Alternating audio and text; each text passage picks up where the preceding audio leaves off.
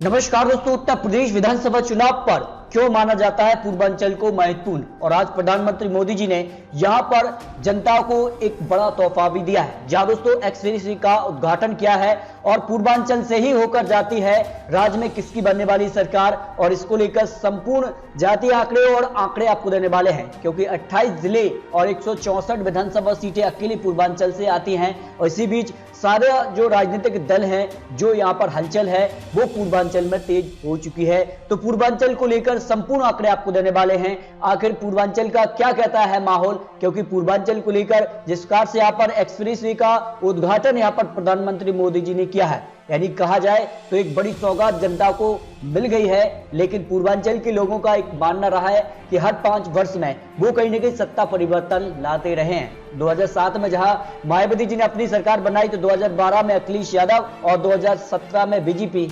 अब 2022 में किसका नंबर आता है, क्योंकि पूर्वांचल जिसका समझ लीजिए यूपी में उसकी सरकार लगभग बनना तय माना जाता है। तो आपको संपूर्ण आंकड़े यहां पर पूर्वांचल के देने वाले हैं। शुरुआत करते हैं कि पूर्वांचल को लेकर जो है एक्सप्रेस की यहां पर जो है उद्घाटन किया है, आखिर इसकी खासियत क्या है, और इसको लेकर राजनीतिक जो दल हैं वो कहीं ना कहीं जो है आप सरकार को घेरते हुए नजर आए हैं। यहां पर बात करें तो लंबाई इसकी करीब 341 किलोमीटर है और हवाई पट्टी इसमें करीब 3.5 किलोमीटर है। लखनऊ से गाजीपुर की दूरी जो है वो 3.5 घंटे में तय हो जाएगी। खर्च 22,495 करोड़ है, लेकिन इससे करीब 9 जिले जोड़ने वाले हैं। और 9 जिले यानी कि कहा जाए तो ये कहीं ना कहीं सरकार को एक बड़ा तोहफा भी हो सकता है। लेकिन प्रधानमंत्री मोदी जी ने एक बड़ा यहाँ पर सियासी हमला भी बोला है पिछली सरकारों को लेकर, जिस प्रकार से यहाँ पर हलचल तेज देखने को मिली है। सरकार ने अपने जो कामकाज है उसको जरूर रखा है। तो प्रधानमंत्री मोदी जी यूपी चुनावी रैलियों की शुरुआत कर चुके हैं। अमित शाह जी भी यहाँ पर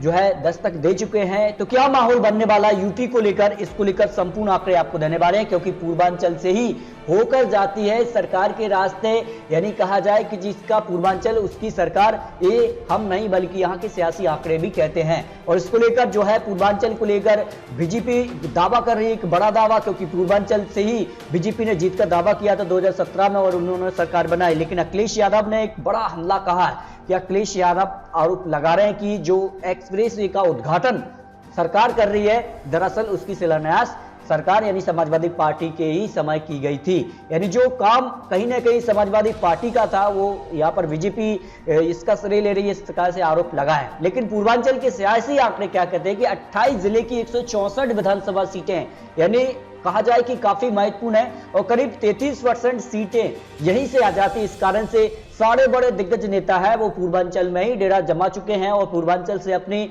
जो है राजनीतिक जो है पार्टियों के लिए अपना अपना यहाँ पर वोट तलाशने में लग चुके हैं। लेकिन इसके अलावा अगर बात करें तो यहाँ पर बड़ा उलटफेर भी देखने को मिला है और इसको लेकर बीजेपी अब चाहती है कि सारे बड़े दिग्गज नेता इस क्षेत्र में कहीं ना कहीं यहाँ पर आए। लेकिन इससे पहले जो है समाजवादी पार्टी को बड़ा फायदा हुआ है। यहाँ पर बात करें तो सोहेल देव भारतीय समाजवादी पार्टी के साथ जुड़ गई, यानी अखिलेश यादव बड़ा खेल कर चुके हैं क्षेत्र को लेकर। जबकि राम अचल राजभर लालजी वर्मा समाजवादी पार्टी में आ चुके हैं। यानी कहा जाए तो यहाँ का जो माहौल है वो समाजवादी पार्टी कहीं ना कहीं अपने पाले में करना चाहती है। इसको लेकर वो बीजेपी को घेरती हुई नजर आई, जबकि बीजेपी ने यहाँ पर निषाद पार्टी और अपना दल से गठबंधन किया है। पूर्वांचल को लेकर ये आंकड़े सियासी आंकड़े निकल कर आए। लेकिन 164 सीटों का क्या कहता है यहाँ का आंकड़ा, इसको भी आपको यहाँ पर दिखाने वाले हैं कि आखिर क्या मामला यहाँ पर देखने को मिला है। प्रधानमंत्री मोदी जी हो, यहाँ पर योगी आदित्यनाथ जी हो, अमित शाह जी हो, जेपी नड्डा जी हो, यानी उत्तर प्रदेश को लेकर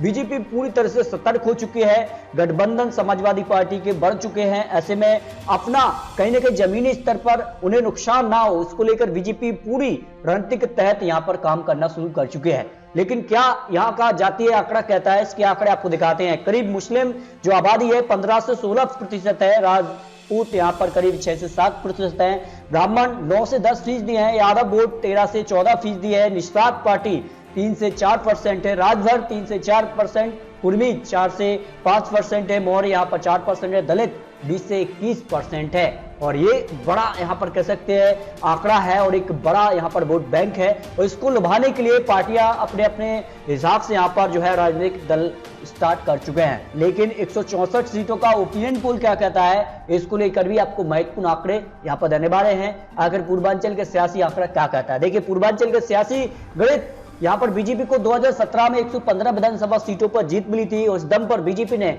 2017 में अपनी सरकार उत्तर प्रदेश में बना ली, जबकि यहाँ पर 2012 में केवल 17 सीटें ही मिली थी बीजेपी को और यहाँ पर समाजवादी पार्टी ने अपनी सरकार बनाई थी, लेकिन 2007 में 13 ही सीट बीजेपी को मिली थी।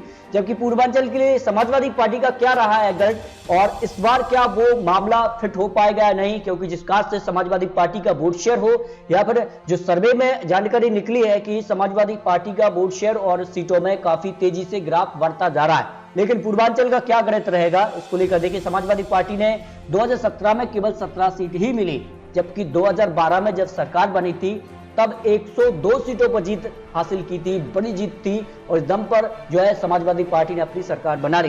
यानी पूर्वांचल के लोग जो है सरकार बदलते रहे हैं हर 5 साल के दौरान, यह आंकड़ा यहाँ पर आपको दिखाने वाले हैं। जबकि 2007 में केवल 48 सीट है।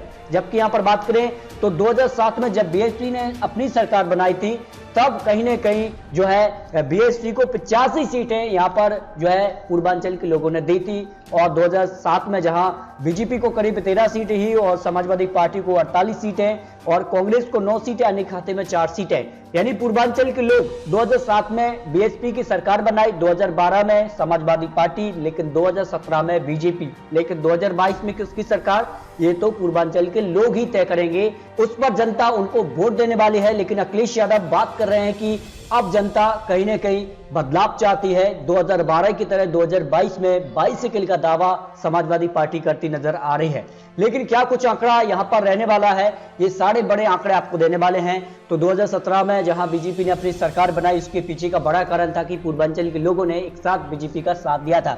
लेकिन पूर्वांचल का मुस्लिम वोट किस तरफ जा सकता है ये काफी महत्वपूर्ण हो जाता है, क्योंकि 16 से 17% दलित के बाद अगर कोई बड़ा यहाँ पर समुदाय है तो वो मुस्लिम समुदाय है, उसमें 16 से 17% आबादी है और ऐसे में समाजवादी पार्टी क्या उनको अपने पाले में कर पाएगी? क्या अजहरुद्दीन ओवैसी अगर चुनावी मैदान में उतरते हैं तो यहाँ पर उनका काफी अच्छा वोट बैंक है, क्या यहाँ पर बिखराव होगा?